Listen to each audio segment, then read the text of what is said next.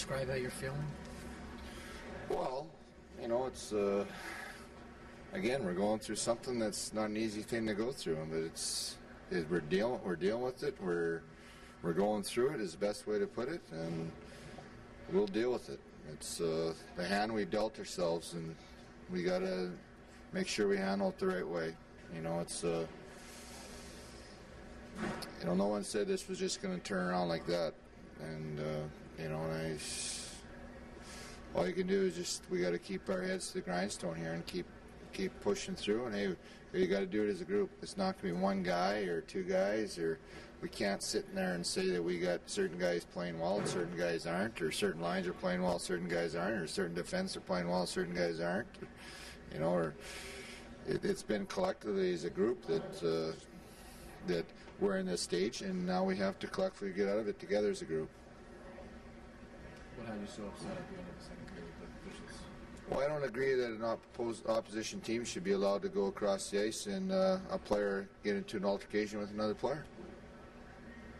And number one is they should never leave the bench when there's an altercation going down at that end of the rink. But unfortunately in this building that's the way it is. But a player should not be allowed to go off the bench and skate right to a player that was involved in the altercation at the end of the period. That to me is a penalty. Was that Gill that did that thing? Yes, it was. So he was the one guy who kind of left the bench before everyone else did? No, he left like everyone else, but he went over to David Clarkson, who was coming out of the scrum. David Clarkson was on the ice at the end of the period. That's what made me upset for. That's to me that to me is what we don't want in the game. I mean, what happens if a line brawl, or what happens if a brawl starts then? Which could have very well happened.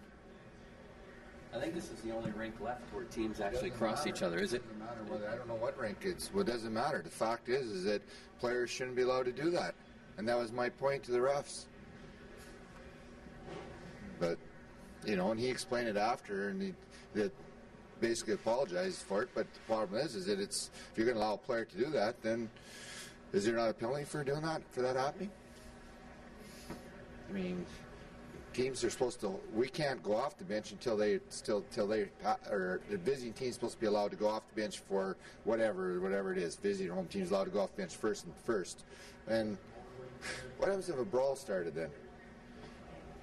And that was my issue with it. I didn't think it was handled very well by the refs. Bottom line. Where did you think the game got out of hand? Where did you think? It's a 2-1 game. We took two bad penalties. You take a penalty 200 feet from your own net, and then you take a penalty after a whistle, and then bang, it's a 4-1 hockey game. And we were playing okay up to then. So